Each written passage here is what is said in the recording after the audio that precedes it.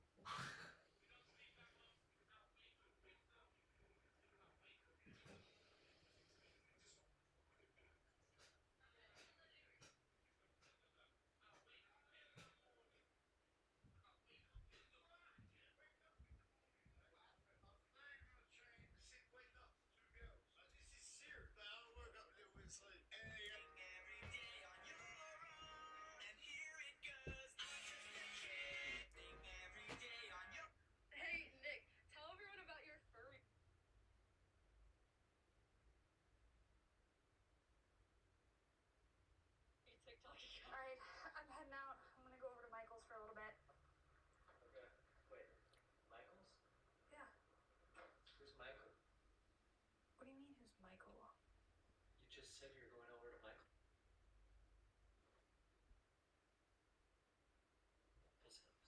Yeah, I'll be back in like an hour or two. It's not a big deal. Why would you go? Who's this Michael? You going to his house? No, it's bigger than a house. Oh, he's got money. Is that why you're going over there? He's got money? No, he actually takes my money. It's an issue. You're paying to go to what? How come? Because if I pop up pregnant, I did it. Because if I pop up pregnant, I did it.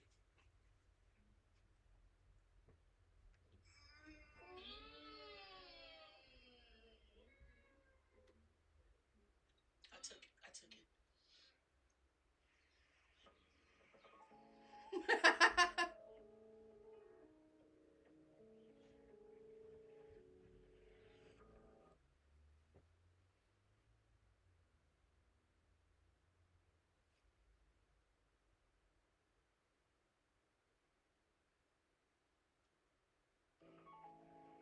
Excuse me, are you single? Wait, are you? Yes. You. I do a dating show where I look for single people on the street. Would you be a wing woman? I feel like you're going to be like, yes. Thank God you're here. You're here.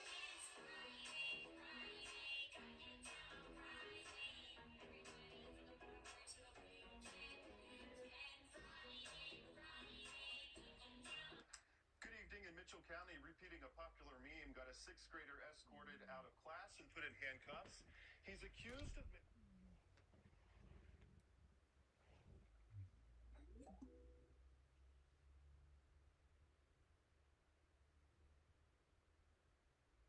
Sup, you beautiful bastards. Welcome back to the Philip DeFranco Show, your daily dive into the news. I hope you had a good, or at the very least, safe weekend. We have a lot that we got to talk about today, but let's start with this. We've got this lady drove into the area that's flooded out, and she's screaming right now. I just called 911. Fire department is coming in, but she drove right into the flood waters. This is the Peachtree Creek, and it is rising at the moment. So that's just one of the many horrific scenes we saw play out this weekend as Hurricane Helene battered the southeast, killing nearly 100 so far and causing massive damage. And I say so far because as I'm recording this, there are people still missing. Because the way this all played out is the storm made landfall late Thursday night in Florida as a Category 4 hurricane before making its way through the region. And a Cat 4 is no joke. That means winds of 140 miles per hour. And then in addition to that, you have all the rain and the crazy flood, which I mean, just to give you a few of the many examples so you have an idea how bad it was. Over in Florida, where Helene first made landfall, entire buildings were ripped apart, with it actually making history as the first Cat 4 to hit the region since 1851. You might think, hey, things are going to be okay, because from there, Helene quickly became a Category 1 storm and then a tropical storm. But the winds, they were still around 40 miles per hour, and there was just so much rain. Like here in Georgia, like we were on the predicted path, and then it ended up going further east, and you saw homes getting ripped apart, and there was major flooding. I mean, it was so bad, Governor Brian Kemp said, it looks like a tornado went off. It looks like a bomb went off. Near Augusta, we saw things like residents being told that the water would be turned off for between 24 and 48 hours because the storm blocked our ability to pump water. You also had Atlanta, Georgia going viral because that moment that I showed at the beginning of this story, where you had Fox reporter Bob Van Dillon ultimately rescuing a woman, and this after she apparently drove right into the floodwaters and was screaming for help. And while Bob tried to tell her that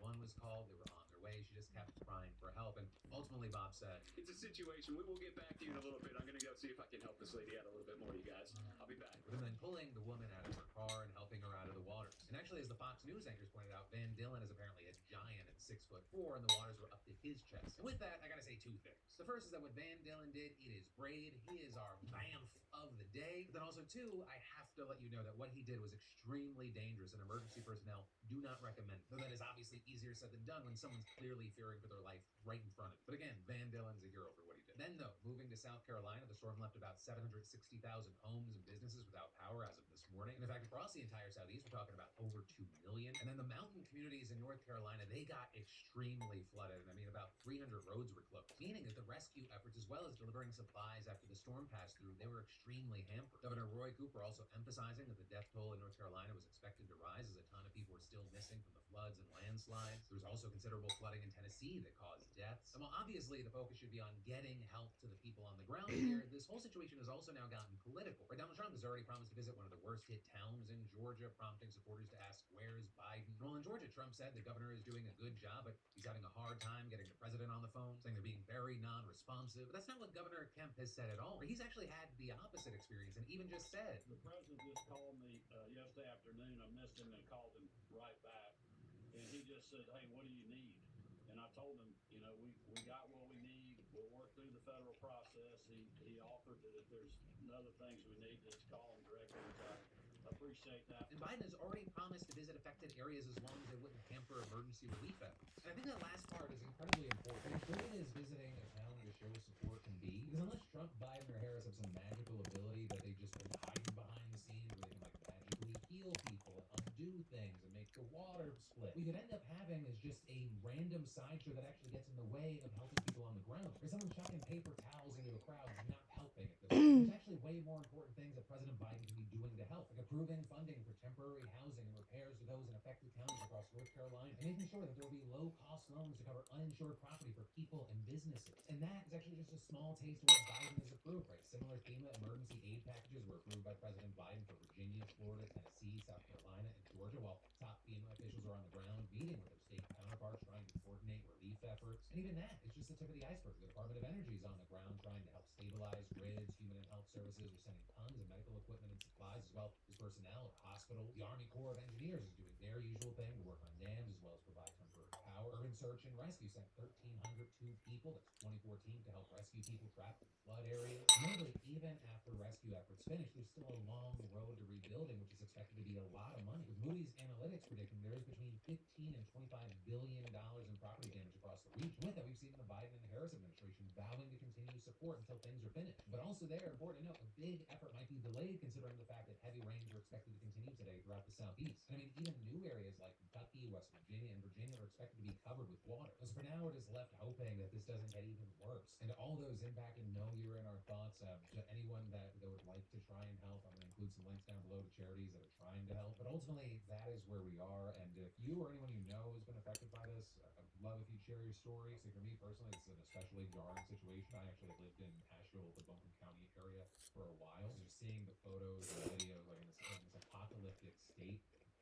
horrifying. And then, well, obviously I'm focused on the situation now. I can't help but feel some sort of dread because, you know, studies have shown that hurricanes are now increasingly likely to become more intense because of climate change. Just crazy, scary times.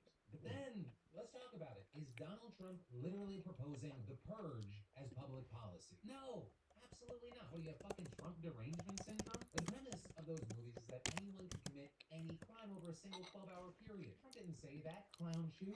All he did was suggest there should be a day where police can commit crime. Right, while giving a speech at a rally in Pennsylvania yesterday, he started talking about how police are, quote, not allowed to do their job due to political pressures. So getting rambly and incoherent as usual, and then saying, you know, if you had one day, like one real rough, nasty day, now if you had one really violent day, one rough hour, and I mean real rough, the word will get out and it will end immediately. End immediately. You know, it'll end immediately. And with that, while this is by no means Donald Trump's first time endorsing and promoting police violence, a campaign official for Trump said he's clearly joking, saying he was, quote, floating it in jest. And yeah, if you look at his face really close, you can see how he's joking. Also, in addition to not believing your lying eyes, don't believe your lying ears. You're not hearing people applaud for a day of police violence. They were actually laughing at the very obvious joke. Anyway, another day, another batshit crazy thing that somehow gets normalized by a chunk of the country. And then, in possibly the dumbest fucking story from over the weekend, let's talk about Bowen Yang, SNL, and Chapel Roan. There was a fucking CNN article about this. We got a presidential candidate that just soft-launched the idea of fucking legalizing the purge. We gotta talk about a scandal that involves Bowen Yang wearing a baby hippo costume. But the reason this has become national news now is because, as we've talked about a few times, Chapel Roan's been very vocal about struggling with her newfound fame and harassment from fans. And then more recently, there was a controversy, backlash, and defense of Chapel Roan over, you know, who she's voting for and what is an endorsement versus voting. Saturday Night Live, which just came back, they kind of touched on everything in a sketch about Mood Dang, which, if you're not chronically online, is now a feel like I'm getting dumber the more we talk about this. I gotta go fast. But Moo, she's gotten a lot of love, right? People on the internet just obsessed with her and her apparently diva hippo behavior. And in this bit, Bo and Yang played Moo and essentially paralleled Moo's fame to Chappell's. I'm making a very clear connection by saying I'm your favorite hippo's favorite hippo. With Moo then going on to complain about her career the same way Chappell has, saying things like, it's come to the point where I need to set boundaries. Do not yell my name or expect a photo just because I'm your parasocial bestie or because you appreciate my talent. Moo also saying she will not be making an endorsement in the presidential election. And this sketch did not sit well with a lot of her fans. With them writing things like Chappell's family was stalked and she was sexually harassed. This is beyond funny. Something about men making fun of a young woman's struggle with fame and mental health does not sit right with me. This isn't funny. Chappell's also actually set to be a musical guest on SNL, and some are now hoping that she cancels her appearance. Others also specifically mad at Bowen because he recently interviewed Chappell for Interview magazine in a piece very sympathetic to her struggles. With many saying this is some sort of betrayal from Bowen, but then Bowen actually defended himself on his Instagram story, sharing a headline claiming he, quote, mocked Chappell in writing. Oh geez, mocks? If my personal stance on the piece aren't absolutely clear in terms of supporting her, then there it is, I guess. Everything she has ever asked for has been reasonable, and even then we can connect it to another story about boundaries or whatever. And with that, we've seen tons of people taking his side, saying there is nothing offensive about the sketch, and that actually they're literally just saying stop treating Chappell Roan like a zoo animal. And then separate from all that, you people saying there's nothing wrong here. This is a comedy show about current events, and he's doing comedy about current events. And personally, I find myself agreeing with those last two comments, but that's the situation. A lot of people have a lot of different feelings, and I'll pass the question off to you. What are yours? And then, in big entertainment news, Netflix is in big trouble with this baby reindeer situation, which, I mean, if you haven't seen yet, I highly recommend it. I mean, it's also an Emmy Award-winning show now, right? And it's this comedy drama written by and starring Richard Gere, who's really experienced with the stalker, supposedly inspired the series. Thing is, though it was fictionalized, internet detectives were able to figure out the real identity of the stalker character, Martha. With that woman, Fiona Harvey, then coming forward, denying pretty much all of the big stalking accusations, and then suing Netflix for defamation and other infractions. They're seeking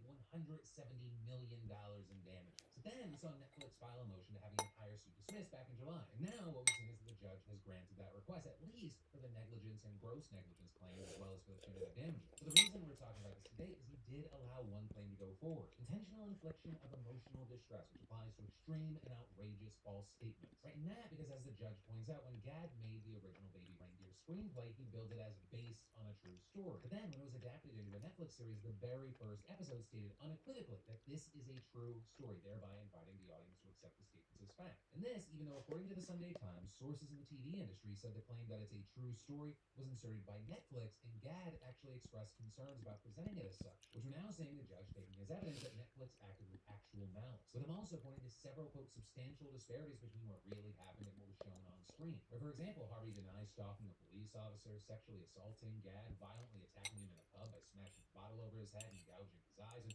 waiting outside his home for up to 16 hours a day. And in fact, Gad only reiterated some lesser claims, saying she stalked him, sometimes punched his butt, and sent him thousands of disturbing emails and voicemails. So I'm also adding that in real life, she wasn't actually prosecuted or put in jail, though he did report her to the police and got a harassment warning. So you have the judge saying there is a major difference between stalking and being convicted of stalking in a court of law. Likewise, there are major differences between inappropriate touching and sexual assault, as well as between shoving and gouging in others' eyes. Now with this, in its defense, Netflix has put forth a few different arguments. First, they contend that the show's events should be viewed as substantially true because Harvey did arguably similar things in real life. Second, they claim that most viewers would understand the show to be, quote, not factual because it was shot in the style of a drama. And third, they're saying that similarities between the real and fictionalized people were so broad that average viewers would not be able to make the connection. But there, we saw the judge disagreeing with those arguments, right? This is not the typical case where a plaintiff happens to be one of hundreds of people that match a fictional character's broad characteristics. Rather, Martha and plaintiff Miss Harvey have specific similarities that few others could claim to share. And so now it very much appears that we're going to see this lawsuit actually play itself out. And so far, right, based off of this judge's stinging remarks, this may not be the slam dunk for Netflix many thought that it would be. But then, to take a quick break from the news for a second, celebrating with a few drinks, it shouldn't have to affect how you feel the next day. Especially when the next day has kids, work, working out, whatever responsibilities or things you want to do involved. You don't have to feel bad the next day. Personally, I've been able to enjoy a few and get what I need done the next day thanks to the fantastic sponsor of the show,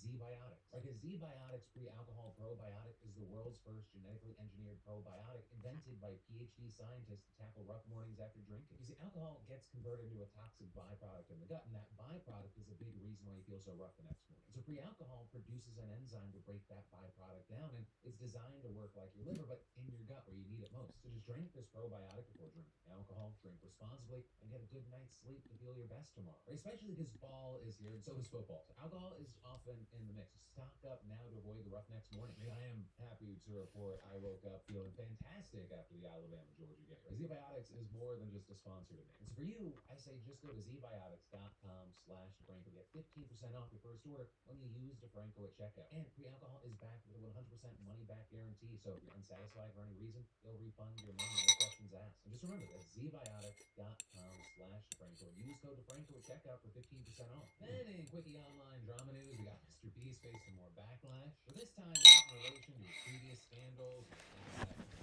now, or an apparent job posting seeking an AI concept artist. According to Dexerto, the listing for the position was posted on September 27th, but got removed yesterday. There's reportedly no reason being given as to why it was taken down, right? If it was filled, or they're just no longer hiring, or what's happening. This notably after people were slamming Mr. Beast for looking for an AI position in the first place. The folks posting things like, "Hey, Mr. Beast, go fuck yourself, dude. Maybe put a real artist who needs a job on payroll instead of shelling out money for someone to put a prompt into a generator." Unbelievable. And fuck Mr. Beast for his poor treatment of his employees, mistreating his contestants, and now using fucking AI. He hides behind a facade of generosity, when really he's the average YouTube shithead with no regard for anyone but himself. And with this, as Dexerto said, it's no longer up. If you go to his LinkedIn job listings, the role's no longer there. What appears to have been the URL for it now just takes you to an error page, though there is a listing for a regular concept artist, but that was posted at least 2 weeks ago, so before all this backlash rolled in. But with all this, here's the thing. While obviously this is getting attention because of the Mr. Beast of it all, it's also important to know that AI job postings are becoming all that more common. For example, the Wall Street Journal reporting back in March that AI job listings were up 42% compared to December of 2022. So as far as the specific backlash against Mr. Beast, you have some arguing that indicates Mr. Beast has really just fallen from grace in a new way. Or part of the argument being that all other things being the same, like if he had not had the scandals, people would give him the benefit of the doubt or more grace here. But with that, I'll say, I don't know. You're dealing with hypotheticals there. Feelings around AI art and video creation, that's polarized even without Mr. Beast being involved. And really, given the past few months, I think Mr. Beast probably just relieved that this controversy doesn't involve him being actively sued. But then, in actually huge AI news, Gavin Newsom just vetoed a bill that would have implemented the strictest AI regulations in the nation. People saying this delivers a major win to the powerful big tech companies that lobbied against the legislation. And if you happen to miss that episode a few weeks ago where we talked about this, I forgive you. Because like we talked about a few weeks ago, this bill passed both chambers of the California State Legislature with absolutely overwhelming bipartisan support. And specifically, this proposal, known as SB 1047, it would have imposed a number of groundbreaking rules. Things like requiring safety testing for large AI systems or models before public release, holding companies liable if their technologies caused serious harms like death or property damage by giving the state attorney general the right to sue, as well as mandating that firms build a kill switch into certain AI systems to shut them off immediately in case of bio-warfare or other mass casualties. But this bill also proved to be very controversial. Right, on one side, we saw many groups throwing their weight behind the legislation, arguing that these pioneering safeguards are necessary to protect the public and hold AI companies accountable, with us also including 120 Hollywood actors and producers signing a letter last week urging Newsom to sign the proposal. But that also echoed by another letter signed by 50 academics, including some pioneering AI researchers like Jeffrey Hinton, who's also known as the godfather of AI. And that letter describing SB 1047 as reasonable and an important tool to deter the rapid proliferation of unsafe models. Also arguing there that this law would only formalize voluntary commitments that tech companies have already made, writing decisions about whether to release future powerful AI models should not be taken lightly, and they should not be made purely by companies that don't face any accountability for their actions. With also the likes of Elon Musk actually being one of the most significant factors. So I'm saying that he supports regulating AI like a potential risk to the public. With that said, he appeared to be alone among the tech giants. There's many other major venture capital firms and big tech companies like OpenAI, Google, Meta, and Microsoft openly voicing opposition to the legislation, arguing that it could stifle innovation in the state and using their considerable power and influence to lobby against the measure, and claiming that because California is home to so many of these companies, this move could undermine America's ability to compete with other global powers in the race to dominate AI, with some even threatening to leave the state if SB 1047 was signed into law. Additionally, you had a bunch of Bay Area and Silicon Valley politicians urging Newsom to veto the vote, was including basically all the Congress members who represent the areas around San Francisco, and most notably Nancy Pelosi, who condemned the measure as ill-informed. And evidently, the opponents here won out in the end, with Newsom issuing a statement explaining his veto, where he argued that the bill focused too much on regulating the largest AI models without considering risks from smaller models, claiming that those could be just as dangerous, and echoing the assertion that the legislation could stifle positive innovation, and saying while the bill is well-intentioned, it left out important measures, saying, "I do not believe this is the best approach to protecting the public from real threats posed by the technology." But Newsom also said that he agrees with the author of SB 1047, that the state does need to approve AI guardrails and protections, but he does not believe this is the way, arguing the state's approach, quote, must be based on empirical evidence and science, and vowing to continue working towards a solution. With the governor also announcing yesterday that his administration will work with top academics in the AI space to develop workable guardrails for the industry. Well, we'll have to wait to see what it actually looks like in practice. In the meantime, there's so many people slamming Newsom for his veto, with, for example, California Senator Scott Wiener, who authored the bill, saying in a statement, the veto is a setback for everyone who believes in oversight of massive corporations that are making critical decisions that affect the safety and welfare of the public and the future of the planet. And adding, it leaves us with the troubling reality that companies aiming to create an extremely powerful technology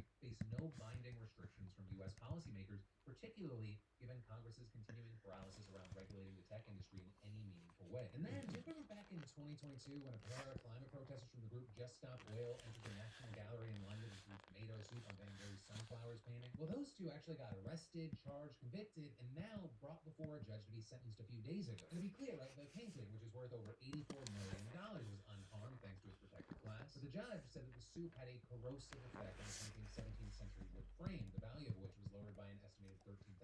And so with that, he sentenced the pair to 2 years and 20 months in jail, respectively, which is actually huge, right? To give you context, protesters have done these sorts of things everywhere, from France to Germany to Italy to England and the United States over the past few years. But most, they've gotten away without jail time. Some have got maybe a few weeks, and others just a fine. Which is why you have people saying 2 years is shocking. We saw the judge justify the sentences by claiming that their actions could have caused irreversible damage to a masterpiece, with them also trying to deter similar protests in the future. But I will say, if deterrence was what he was going for, he might have actually achieved the opposite effect. Because just over an hour after that sentencing, 3 more Just Stop Oil activists entered the National Gallery, Heinz vegetable soup in hand, and did it again.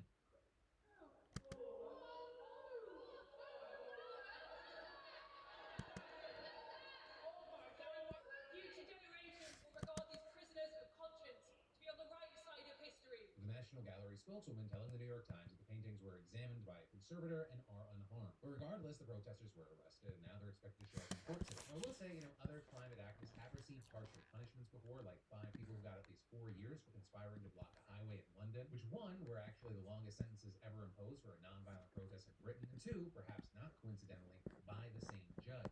With this latest sentence, you have people saying, it's remarkable given how small the crime was. But with all that, I got to pass the question off to you. What are your thoughts here, both on the method of protest as well as the 2-year sentence? Then, I don't know if this story is too nerdy for you, or maybe too specific. We'll see, because it has to do with this whole crazy, complicated, messy WordPress controversy. And for a lot of people, it basically comes down to one question. Is WordPress co-founder Matt Mullenweg defending the spirit of open source software, or is he just another executive going after a rival company? So the first thing that you need to know is that there's actually 2 different WordPresses. Right? There's WordPress.org, which is an open source content management system that relies on donations, community contributions to run, right? And that's led by Mullenweg and some other lesser-known board members. And then you have WordPress.com, and that is a website that sells a hosted version of the open source software. It's owned by a private for-profit company called Automatic, and it's also run by Mullenweg. But of course, because the software is open source, any company can basically do the same thing. In fact, the WordPress CMS is reportedly used by around 43% of all websites. So it's not clear how many are actually hosted by WordPress.com. But for sure, one of the biggest services goes by the name WP Engine, and despite the name, it actually has no affiliation with either version of WordPress. But still, since its founding in 2010, it's become a major rival to Automatic and WordPress.com, with more than 200,000 websites using the service to power their online presence. And very notably to this story, WP Engine was actually acquired by a private equity firm by the name of Silver Lake back in 2018. And actually with that, you had Mullenweg all of a sudden coming out swinging at a WordPress conference last week that actually had WP Engine as a sponsor. The company is controlled by Silver Lake, a private equity firm with $102 billion in assets under management. Silver Lake doesn't give a dang about your open source ideals. It just wants return on capital. So it's at this point that I ask everyone in the WordPress community to go vote with your wallet. Who are you giving your money to? Someone who's going to nourish the ecosystem, or someone who's going to frack every bit of value out of it until it withers? And then after all that, he wasn't done. He ripped into WP Engine even more in a blog post, saying that it's strip mining the WordPress ecosystem and giving users a crappier experience.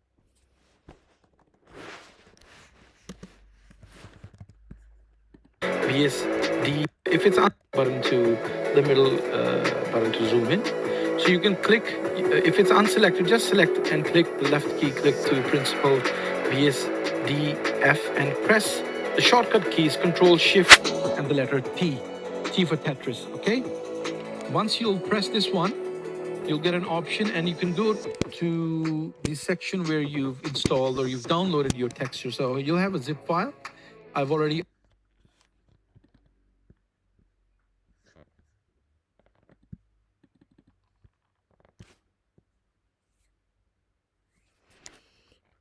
unzip this, and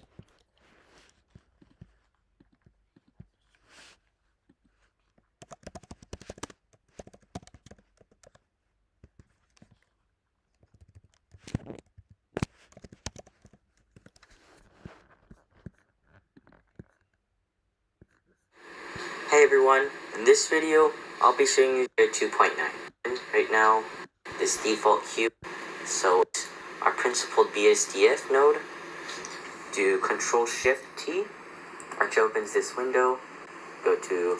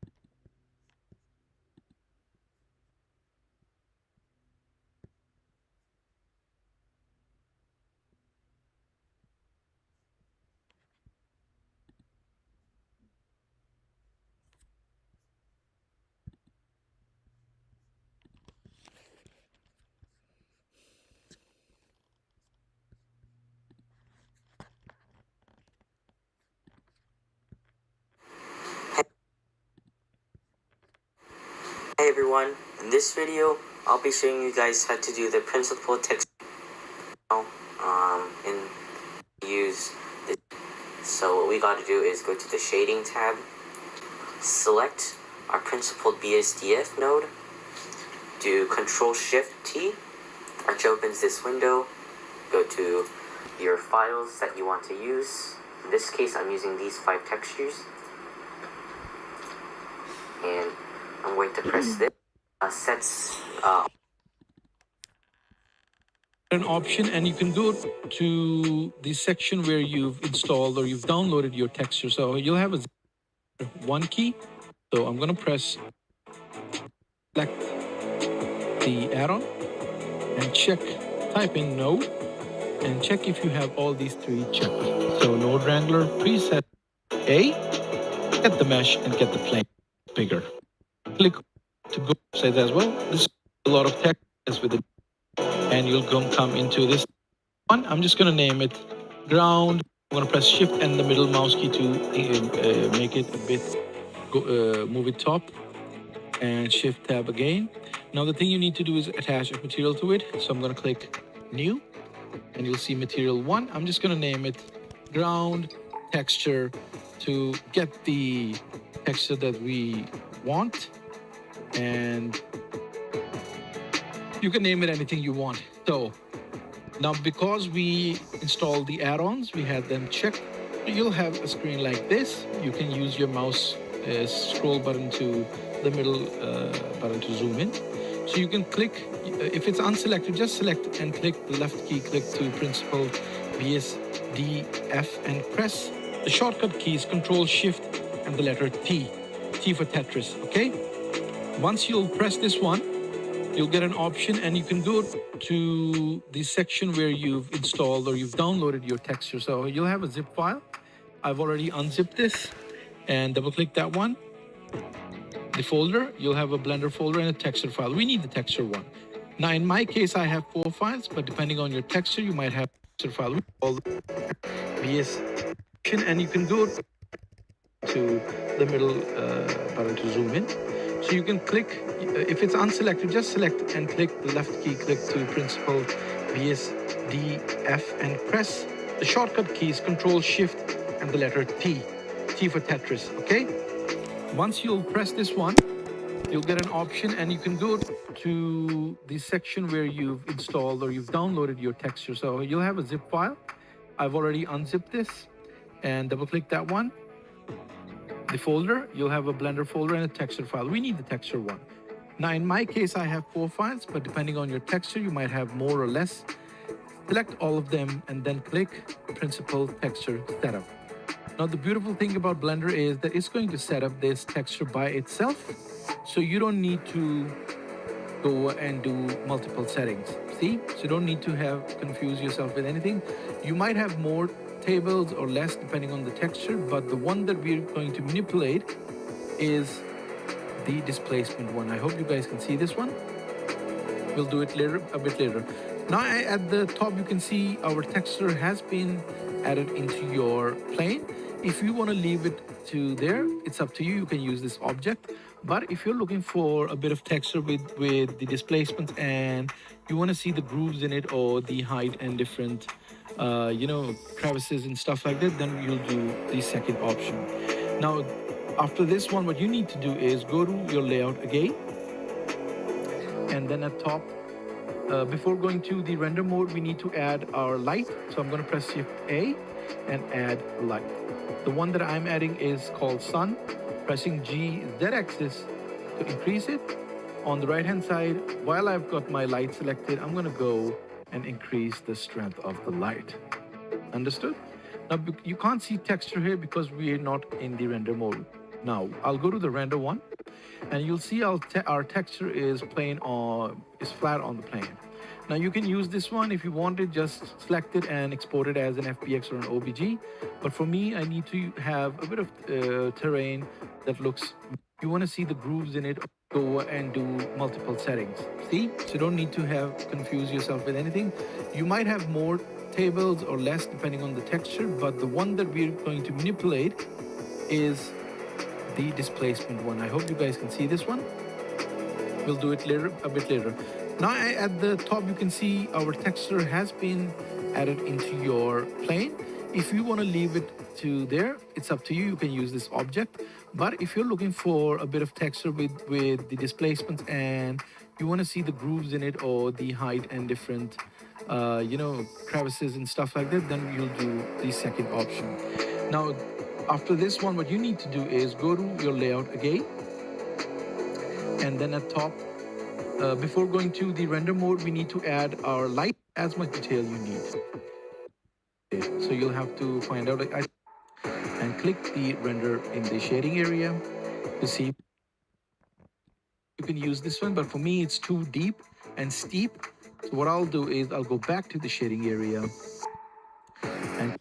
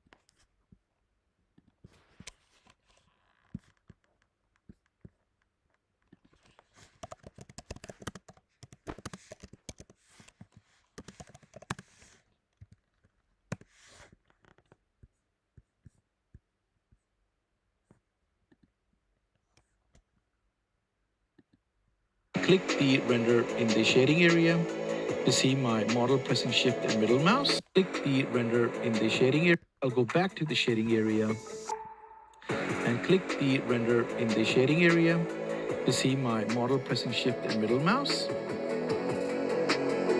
So I need to make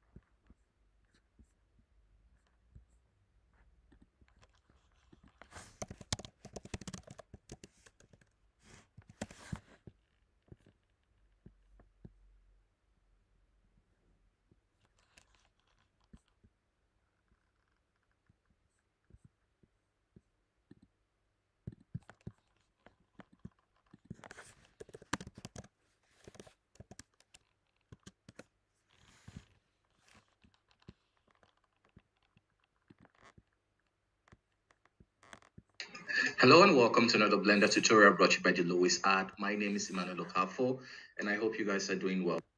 Guys, okay, so the great thing about Node, like so you can really have lots of customization you can do here.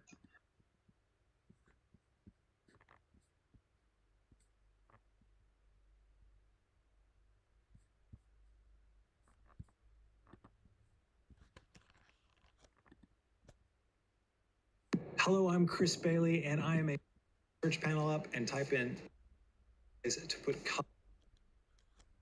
the noise texture node does what it says. It generates noise. If we take a look at it, and I plug it straight into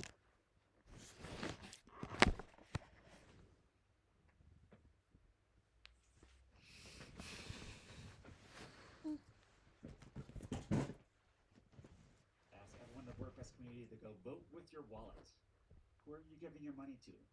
Someone who's going to nourish the ecosystem, or someone who's going to frack every bit of value out of it until it withers? And then after all that, he wasn't done. He ripped into WP Engine even more in a blog post, saying that it's strip mining the WordPress ecosystem and giving users a crappier experience so they can make more money. And adding, this is one of the many reasons they are a cancer to WordPress. And it's important to remember that unchecked, cancer will spread. And with that, you also had him highlighting that WP Engine reportedly contributes just 40 hours per week to the development of the open source WordPress software. Whereas Automatic, on the other hand, reportedly contributes just under 4,000 hours per week. But of course, like a very big thing here is WP Engine isn't technically breaking the rules of WordPress's open source license. Right? Maybe it would be nice and a lot of people would love if the company did more, but they don't actually have to give back to the WordPress community just because they're making money off the open source code. Which is why, in addition to what he's saying here, Mullenweg's actually going after the company's name, accusing WP Engine of trademark infringement, claiming WP Engine is profiting off of the confusion caused by the company's brand. But the very key thing being that as of September 19th, the WordPress.org policy said you were free to use the WP abbreviation in any way you see fit. But at some point since, it was updated to say the abbreviation WP is not covered by the WordPress trademarks, but please don't use it in a way that confuses people. For example, many people think WP Engine is WordPress Engine and officially associated with WordPress, which it's not. They have never once even donated to the WordPress Foundation, despite making billions of revenue on top of WordPress. And with that, while WP Engine is the focus here, right, there are tons of other services that use WP in their name, many users in the community highlighting some examples. And also, I'll say very notably, that's not the only way that other companies are getting caught in the middle. Right, last week, Automatic actually sent a cease and desist letter in an attempt to make the company pay up. And with that, WP Engine customers were temporarily cut off from accessing WordPress.org server. And while yes, they've now been granted reprieve, WP Engine is now facing a deadline to resolve the conflict or have its customers' access fall apart again. Mullenweg saying that WP Engine has two ways to pay their fair share, either by paying a licensing fee or making contributions to the open source WordPress project. Saying this isn't a money grab, it's an expectation that any business making hundreds of millions of dollars off of an open source project ought to give back, and if they don't, then they can't use its trademarks. But there we're seeing WP Engine hitting back saying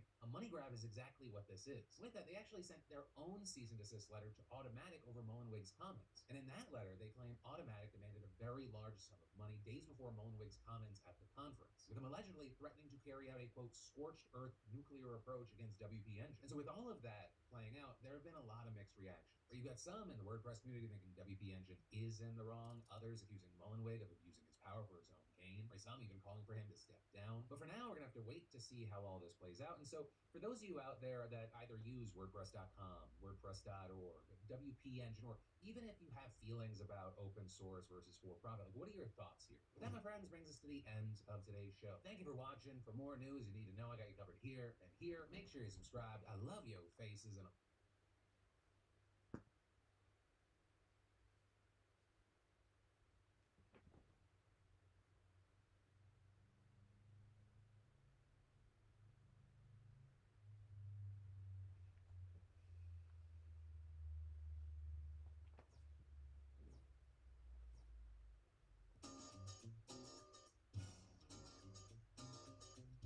Do you require excessive admiration? Is your birthday exceptionally important?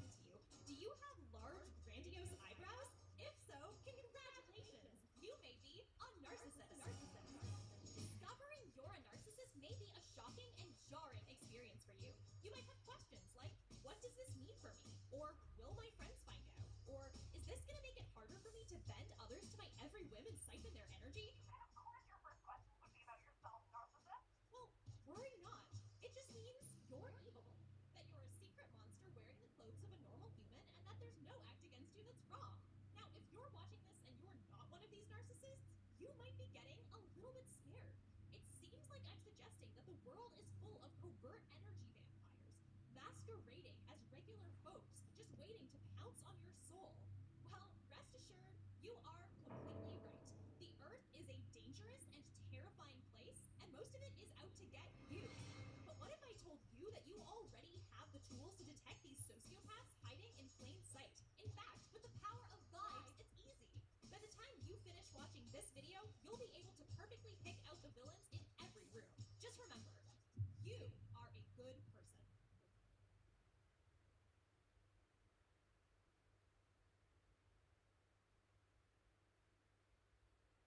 We live in a culture of fear.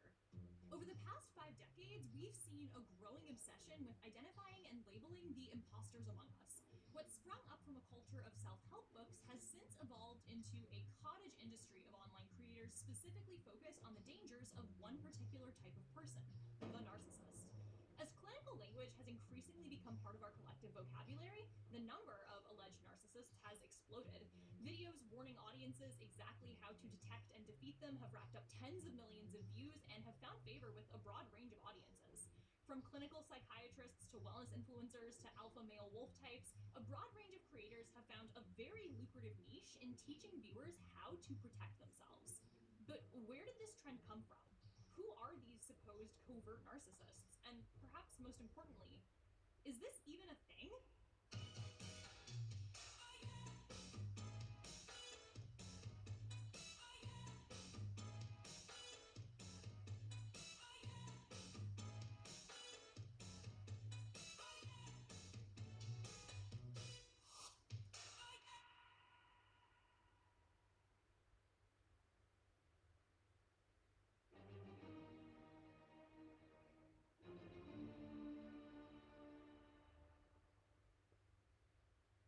The term narcissist in an online context is incredibly varied and also usually pretty divorced from any clinical meaning. So, narcissistic personality disorder is an existing psychiatric diagnosis with specific criteria, including low empathy, a heavy need for external admiration, grandiosity, strong envy, and a sense of entitlement. But many people using the term online are not referring to the actual diagnosis itself. The term even predates the construction of NPD by several centuries. Instead, narcissist is used as a catch-all for someone who is selfish, manipulative, abusive, or otherwise unpleasant to be around. A particularly popular notion in these spaces is that these narcissists are covert. That is to say, they mask their true intentions or emotions and can only be preemptively identified as dangerous through practice, skill, and ideally joining an email list and buying someone's PDF. Books like 1998's The 48 Laws of Power and 2005's The Sociopath Next Door have played a significant role in creating this cultural landscape, where readers are urged to constantly be on guard against others who may be undermining them.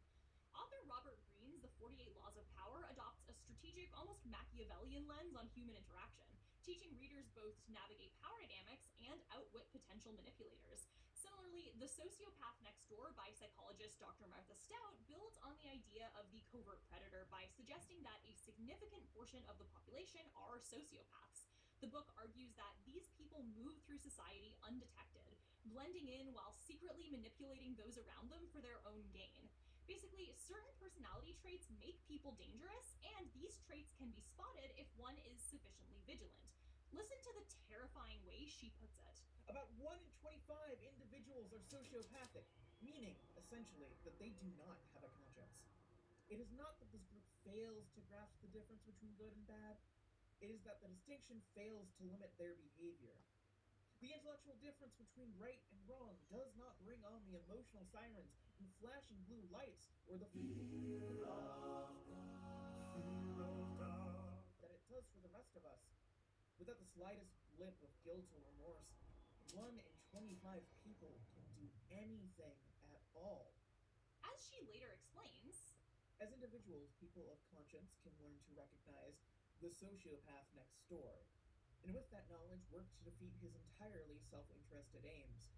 At the very least, they can protect themselves and their loved ones from his shameless maneuverings.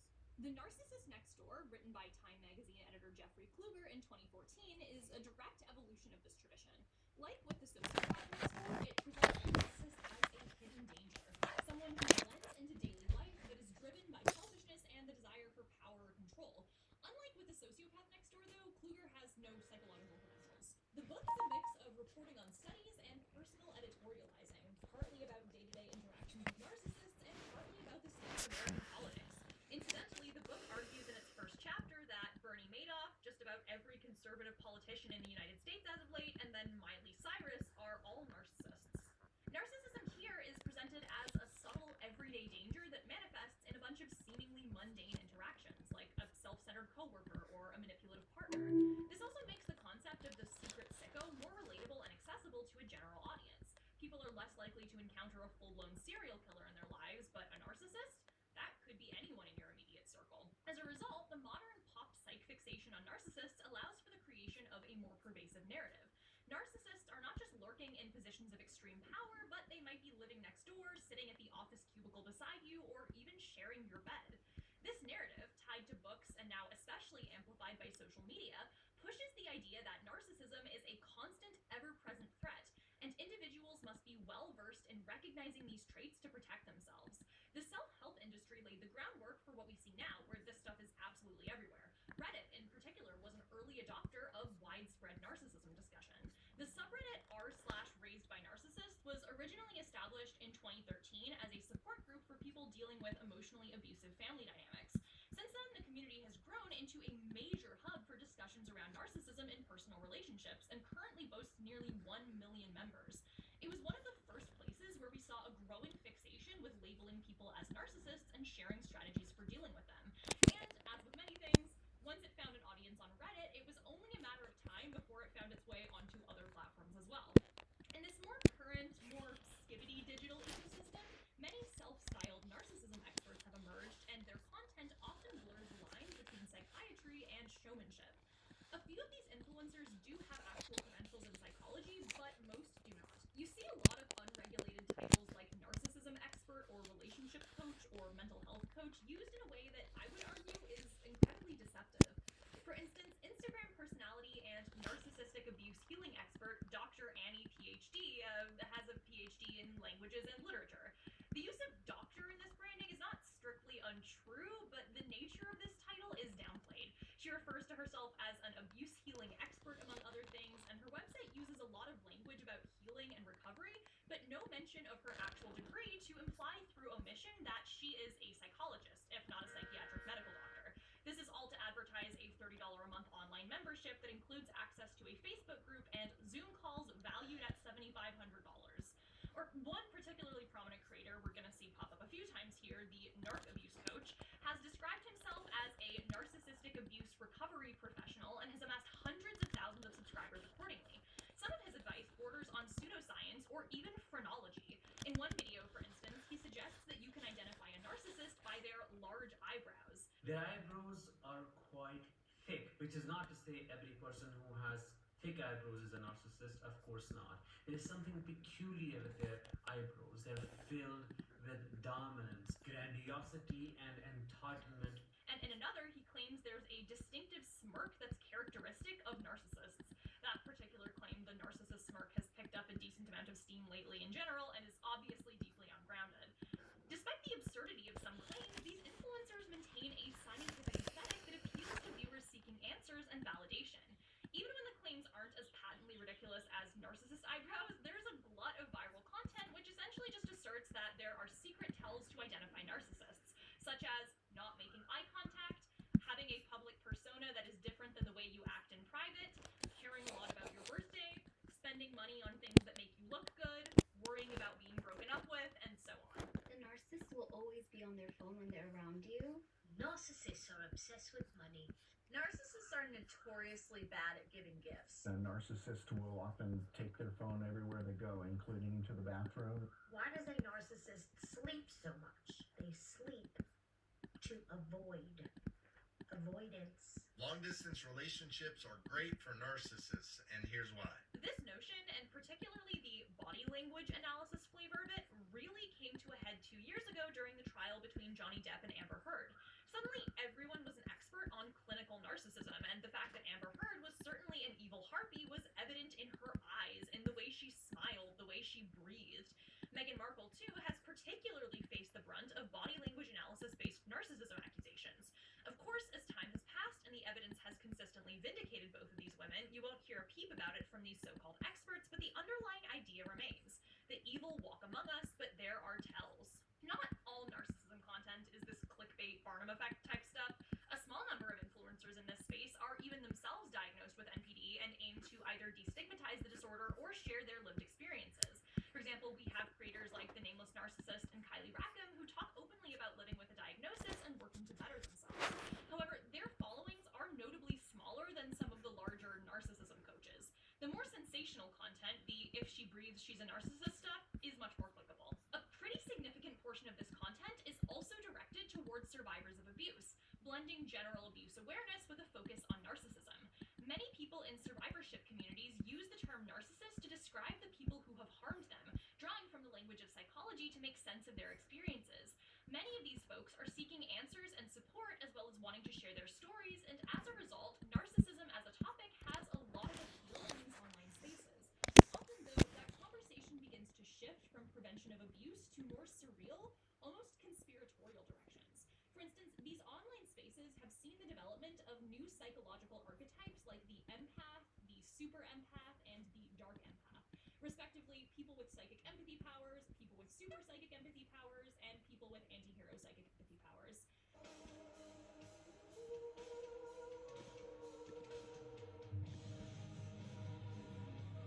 Some content even suggests that these individuals can use their own emotional abilities to counter the manipulation tactics of narcissists like Pokemon.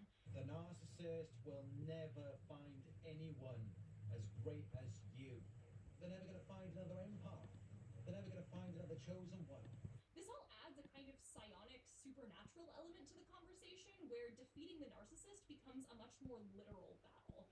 As a result, the conversation around narcissists starts to become appealing to a wide variety of communities with slight variations on how it's presented.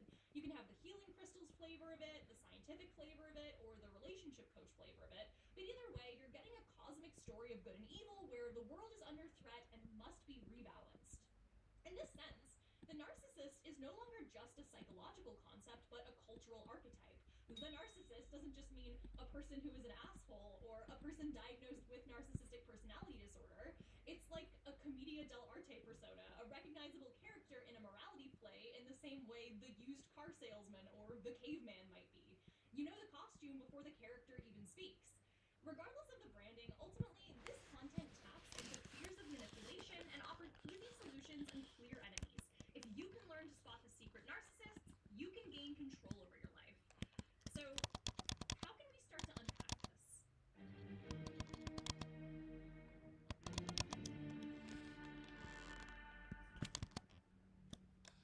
We already established that in the vast majority of cases, when a person discusses narcissists, they do not mean people with an actual clinical diagnosis. They mean an asshole. However, I do want to talk about my theoretical standpoints on the psychiatric systems at play here too, because where these diagnoses do exist, they are not neutral labels either. Psychiatric diagnoses are not the same thing as, for example, identifying a broken bone or a measles infection, wherein these things can be observed and categorized more or less objectively. Rather, they are words we use to describe patterns of symptoms. We see that certain behaviors and traits tend to show up together, and so we group them together under one name. Virtually everyone on the planet has certain traits that you'd label as symptoms of disorders. Everyone has traits that autistic people have, everyone has traits that are considered narcissistic or depressed or anxious. It's deemed a disorder when someone has more than what we consider a normal amount of those traits. So if you have enough of them to significantly impair your functioning in daily life, that warrants a diagnosis. But of course, what we consider a normal amount of something gets changed all the time. What would help you function in one society and time period would hinder you in another. Behaviors once viewed as morally deviant or socially disruptive have often been pathologized in order to maintain societal order or uphold specific power dynamics. Homosexuality was in the DSM in the 70s because it was considered abnormal. Or going back, we could look at the 19th century diagnosis of hysteria, which was usually applied to women and pathologized their emotional expression and sexual desires. This diagnosis, which led to invasive treatments like forced institutionalization or hysterectomy, was deeply rooted in patriarchy. Another particularly harrowing example is the diagnosis of drapetomania, proposed by physician Samuel Cartwright in the antebellum southern U.S. Drapetomania was presented as a mental illness that supposedly caused enslaved black individuals to flee captivity. While this theory was not widely accepted in all of the U.S., it was nonetheless published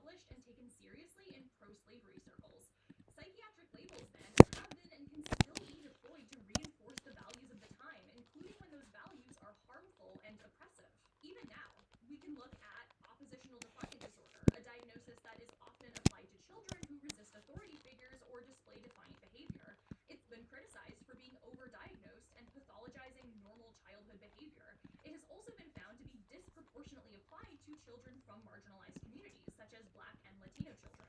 These diagnoses don't spring fully formed from Zeus's thigh, they reflect and reinforce our cultural values, biases, and power dynamics. In this case, the dynamic at play, where adults are in control and children are expected to submit, becomes medicalized through this diagnosis.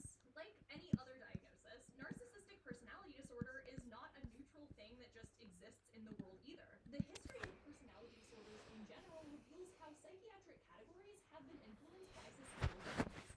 For example, past editions of the DSM have described diagnoses like passive-aggressive personality disorder, self-defeating personality disorder, and sadistic personality disorder. These have since been removed, not because the behaviors no longer exist, but because the psychiatric community's understanding of what constitutes a disorder and what's an acceptable thing to label someone with have evolved. I'll leave you with a small anecdote regarding masochistic personality disorder specifically. In the book They Say You're Crazy, psychologist Paula Kaplan discusses the construction of masochistic personality disorder and the growing critiques that it was disproportionately pathologizing women who were suffering from abuse. She quotes psychologist Lynn Rosewater, who was on the DSM-3 committee, as saying, "They were having a discussion for a criterion about masochistic personality disorder, and the lead psychiatrist's wife says, 'I do that sometimes,' and he says, 'Okay, take it out.' At other times, diagnoses like sadistic personality disorder were removed from the DSM, not because they didn't think the personality type existed, but because they were afraid of it being used as a legal insanity defense." Many of these disorders are also very gendered in their application. Men are disproportionately diagnosed as narcissists, while women are more often diagnosed with borderline personality disorder. Now, of course, it's possible that this reflects a genuine disparity, in the same way that women are more likely to have breast cancer, but there's growing criticism that this division also might just be sexist. Several studies have concluded that gender bias does exist in how these disorders are assessed and diagnosed. One 2023 study even demonstrated that when men and women had the exact same psychological profile, clinicians were more likely to label the men as having narcissistic personality disorder and the women as having borderline personality disorder. Similarly, the term narcissistic is specifically often weaponized against trans women in particular, from poorly conceived vibes-based studies that argue trans women are marked by a persistent pseudo-feminine narcissism to overdiagnosis of trans patients with personality disorders to transphobic newspapers and commentators calling trans women's existence a heartbreaking work of staggering narcissism. These diagnoses are often applied and then weaponized in incredibly biased ways. Like, yeah, I can't possibly imagine why someone who struggles with dysphoria is societally discriminated against and is accused of being a sex pest en masse, might crave admiration, be preoccupied with fantasies of a better life, and feel envious of others. Clearly, it means they are evil and clinically insane. Some researchers further argue that BPD and complex PTSD have significant symptom overlap. This has led to questions about whether the former is being over-applied to women with trauma histories, while men with similar trauma-related symptoms might receive different diagnoses. And indeed, when you are given a diagnosis of a personality disorder, you are being given a highly stigmatized label that often carries shame, blame, and prejudice with it. A 2022 study found that people diagnosed with BPD often face significant stigma and mistreatment when seeking medical care. This included being denied information about their diagnosis, having their self-harm misinterpreted by healthcare professionals as attention-seeking or manipulative, and even being refused treatment altogether. Indeed, despite or even because of the high suicide rates associated with both a borderline and narcissistic personality disorder diagnosis, many individuals will find themselves struggling to access support because they are viewed as too difficult. So, to bring this back to online narcissism discourse, when someone is labeled as a narcissist, we have to recognize that, one, this is usually not a clinical diagnosis, and two, even when it is, this label is not necessarily a scientifically objective assessment of the individual. Psychiatric structures are power structures, and like any other power structure, they are fallible and capable of reinforcing hegemony. It's just harder to identify in a lot of these cases because, well, you're not against science, are you? The values and biases implicit in how psychiatric categories are constructed mean that we should be very cautious about applying them liberally to label someone in our lives as a sociopath or otherwise pathologize them. To be completely clear here, this is not a justification of any harmful behavior itself.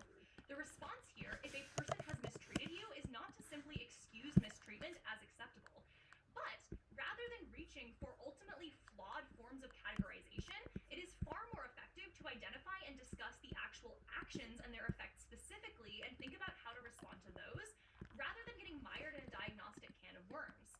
So with that in mind,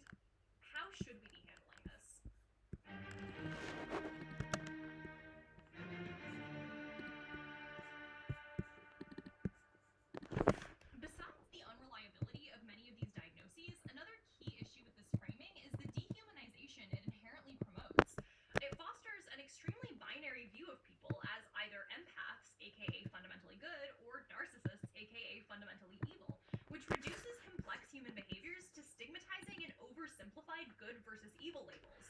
Part of me wants to say we wouldn't invent a mental illness called annoying bitch who sucks disorder, but looking back at the aforementioned history of psychiatry, we probably actually would. So even when these labels describe something meaningful, it's worth asking what benefits our society gains when we categorize individuals in such a demeaning and reductive way. It's especially important to point out that traits often labeled as narcissistic, like strongly seeking external validation, are frequently pathologized as deeply sinister. However, when the exact same actions are observed in other contexts, like anxiety, they tend to evoke sympathy instead. Whether or not, hey, I need you to tell me right now that you don't hate me and that you like being around me is a sign of being a sweet, anxious baby or a reprehensible narcissist is purely a matter of branding. The inconsistency reveals a deeper issue. It is not the behavior itself that is condemned, but rather the label attached to the person exhibiting it.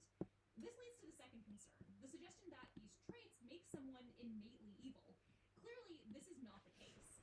I want to restate again that mistreating other people is never acceptable. But here, what's being addressed is not actually mistreatment of others as an action. Rather, it is about packaging people themselves into very demeaning, subjective, and punitive categories. The focus is placed on labeling certain people as fundamentally flawed or inherently dangerous, sickos with sicko disorders. This approach doesn't encourage solutions that address the root causes of abusive behavior. Instead, it promotes the idea of ostracizing a small select group of people. The figure of the narcissist in this context represents more than just an individual who exhibits harmful traits. It embodies a kind of folk devil who taps into deep-seated fears about safety, especially in individualistic cultures like the United States. Much like past moral panics, like the satanic ritual abuse scare, the narrative stokes fear and hostility toward others. It suggests that narcissists are everywhere, waiting to steal your energy, and that the only defense is to constantly guard yourself against them. This rhetoric isolates individuals and fosters a culture of suspicion. We can compare this to the exaggerated fears around human trafficking, where individuals are warned to be constantly vigilant against an omnipresent shadowy threat.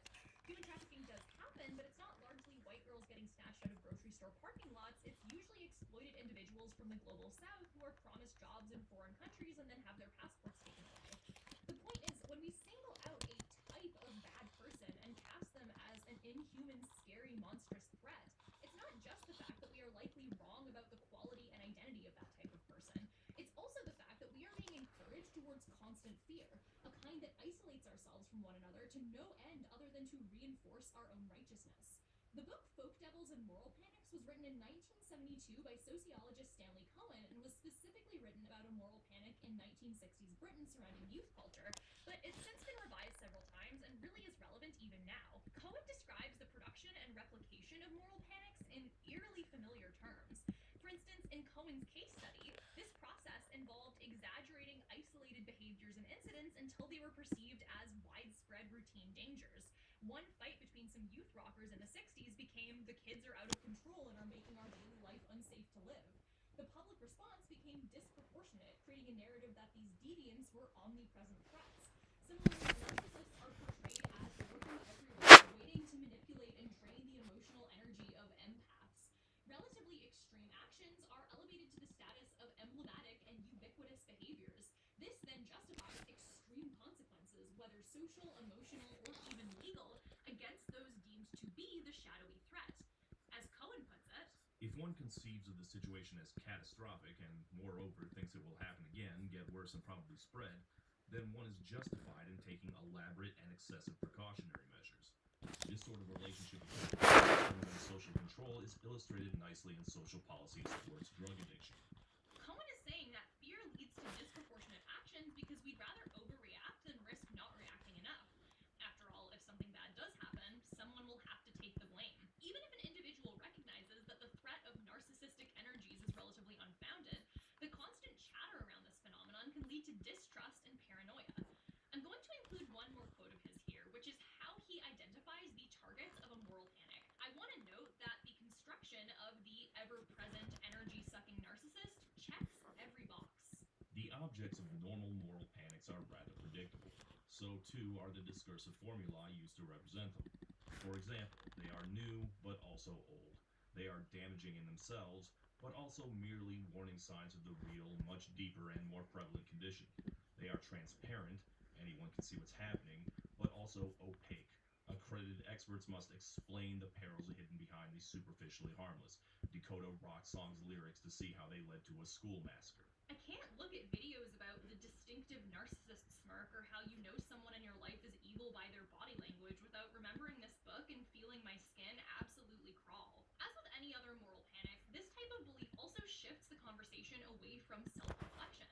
One key commonality in the narcissist panic industrial complex is the idea that anyone who is worried they might be a narcissist or be toxic is not.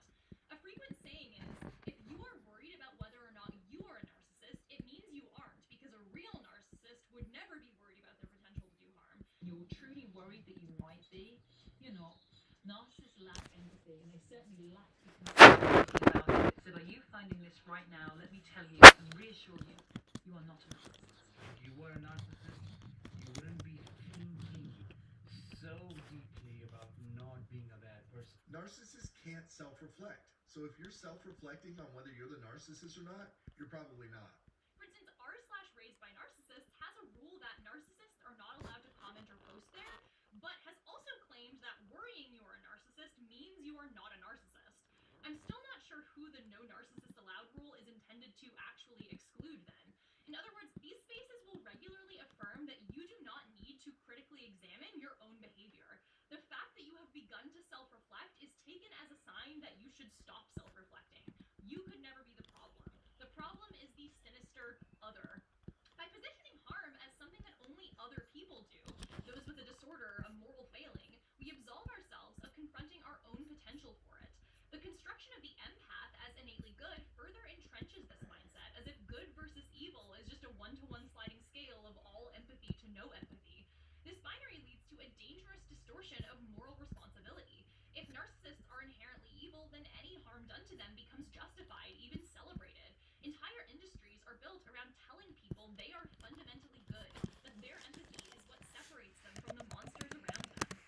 Finally, much like these other moral panics, this tends to harm the most vulnerable people first. Our vibe detectors are not socially and morally neutral machines.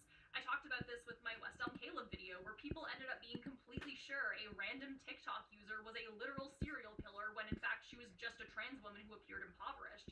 Similarly, when society is given carte blanche to dehumanize anyone it decides is a narcissist, it is probably going to dehumanize the people who it doesn't respect in the first place. Trust your gut is often touted as safety advice to women, but a lot of the time your gut is going to confirm your pre-existing biases. What if you live in a society where racism is institutionalized, as we all do, and therefore your gut is racist? Or you just happen to assume someone with a visible disability is scary because your instinct says so. I can say that as an autistic woman, I get a lot of people telling me their gut says that I just have bad vibes for reasons I can't articulate but are positive is true. I get a lot of, oh, I bet you're so mean, or oh, you must think you're so much smarter than everyone else type comments when I'm just existing. Because they're picking up on little ways my tone might be inexplicably off.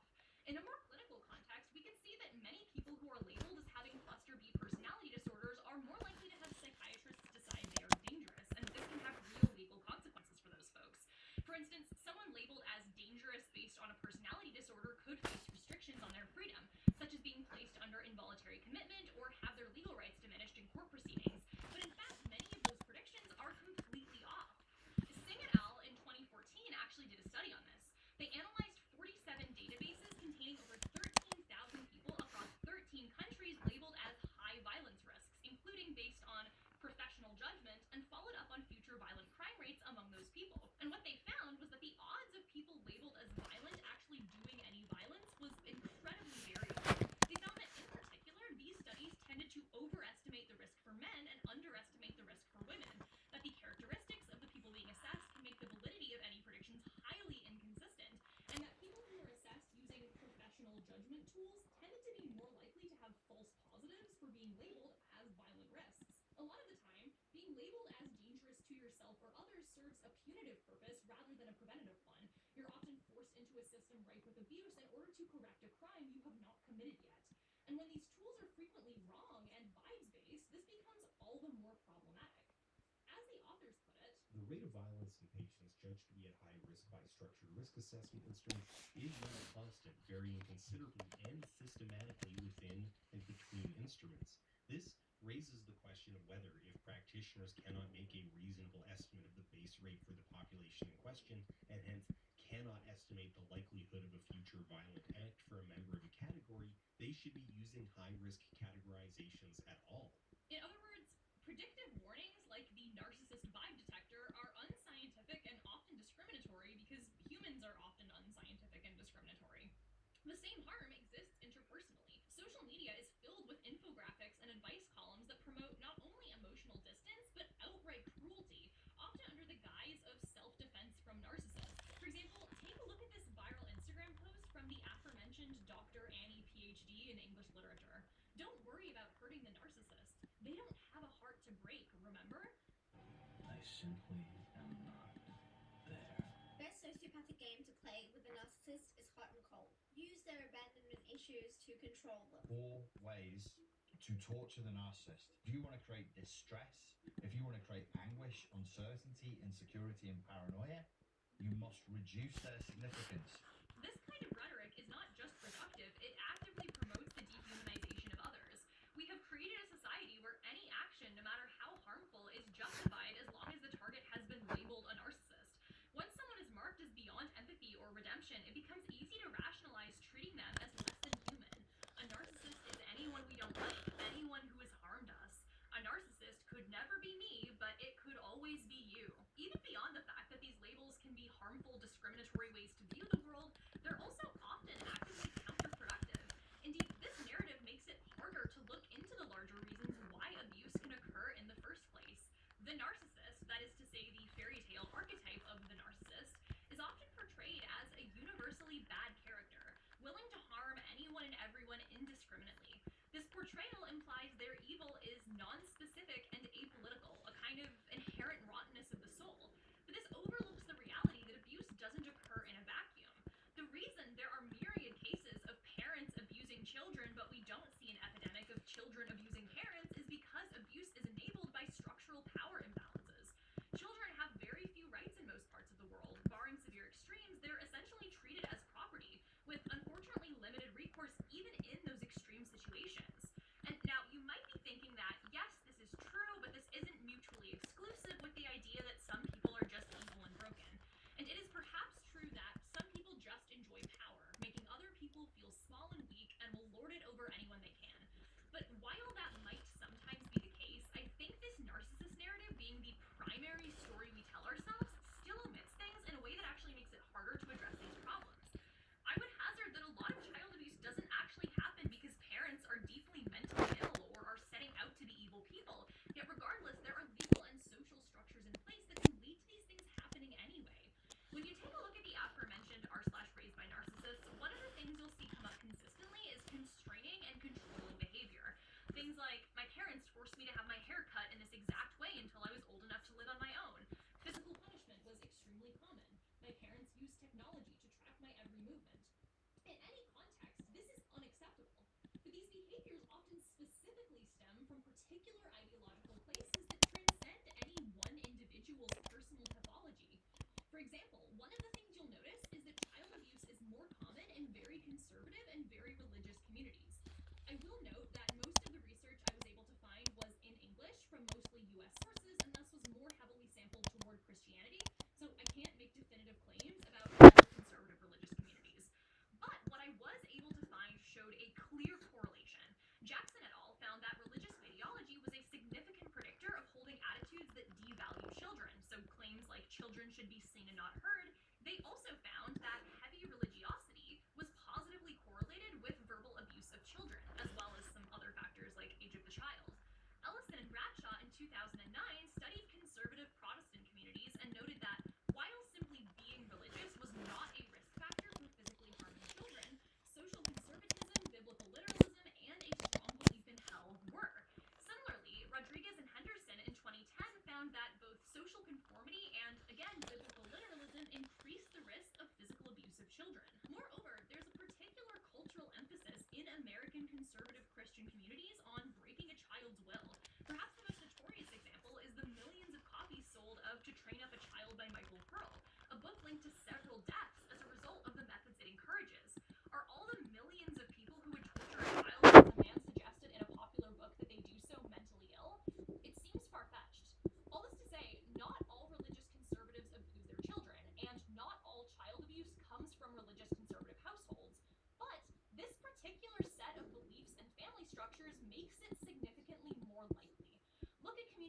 quiverful movement. They're a strongly conservative Christian sect that places emphasis on large families, traditional patriarchal leadership in the home, and heavy obedience.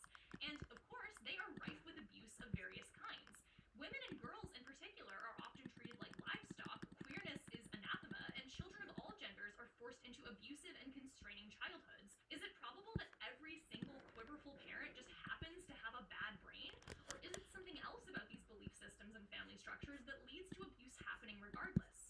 When you exist in a culture that prioritizes absolute obedience and rigid hierarchical structures, more specifically a culture that believes women should unconditionally obey men and children should unconditionally obey parents, power imbalances are entrenched. It cultivates a mindset where controlling and punitive behaviors are seen as valid, even necessary. There is a cultural emphasis on parents' rights that is meant to be all-encompassing, from the right to monitor every action of the child to the right to treat that child however they please. It's in fact the same cultural belief behind swaths of book bans sweeping North America right now. Men are taught that a heavy control of women and children and a demand for obedience is not just acceptable but fundamental to what it means to be a man. Women are taught the same. These roles are reproduced over decades and across generations. These structures often further lack mechanisms for accountability or redress. Abuse is viewed as a private family matter, external intervention is minimized, and victims are left without support. The combination of dehumanizing ideologies, entrenched power imbalances, and a lack of accountability creates a fertile ground for abuse, irrespective of individual intentions. The same applies, albeit to a lesser extent, to the way families are set up right now in general. Families are not just personal relationships, they're also economic units. The nuclear family is also a means of organizing labor and resources. So when we look at gender, obviously traditionally men were seen as the breadwinners while women were tasked with unpaid domestic labor and child rearing, so wealth and power remain concentrated in the hands of men, which marginalizes women to men and marginalizes children to both of their parents. Children, meanwhile, are not only economically dependent, but also legally and socially subordinate.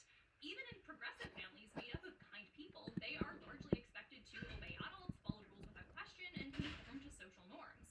When they don't, there is a very extreme amount of leeway as to how a parent can treat them in response. And even if a parent would never dream of using that power in a harmful way, that power... Hello. How you doing, bud? Hello, money. All right, what are you up to? Oh, is the heater on? It is. Can I turn it off? Yeah. It's warm. Whew. Oh, what are you up to, Bosh? I'll show you. Making stuff? Modeling? Sculpting? Yeah. Nice! It's been one tech problem after another, but it's been one tech problem after another, but it's finally something's happening. No fun. So, yeah.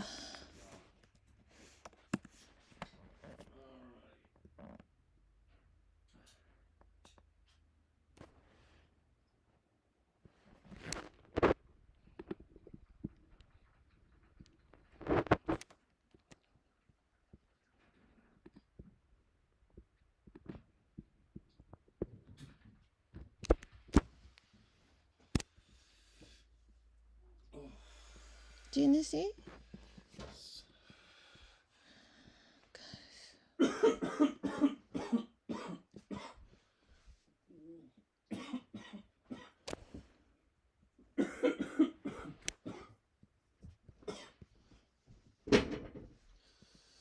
Cool. Can you see?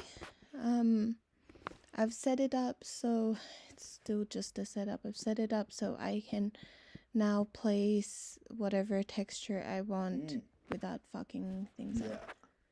Yeah. Nice. Oh.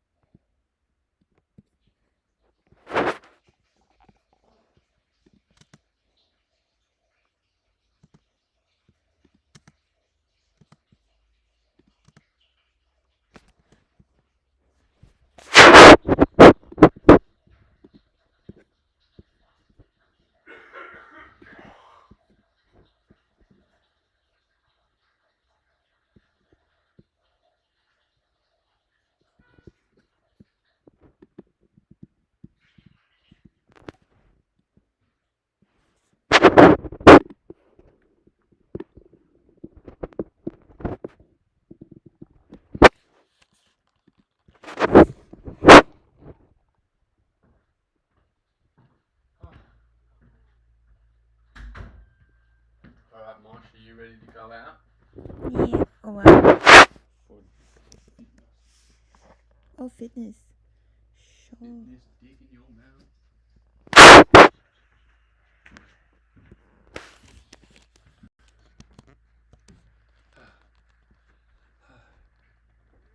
A little bit.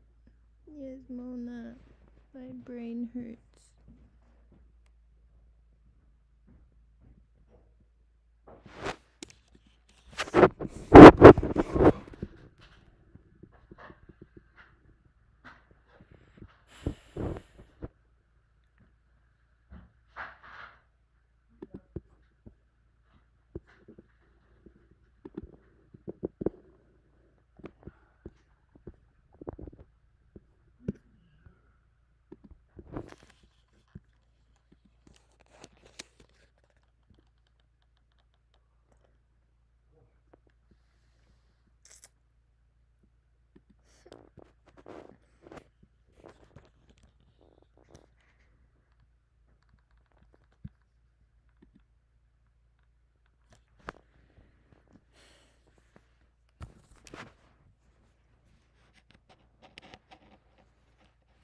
Let me just... I'm trying to save and close, but it's bugging out.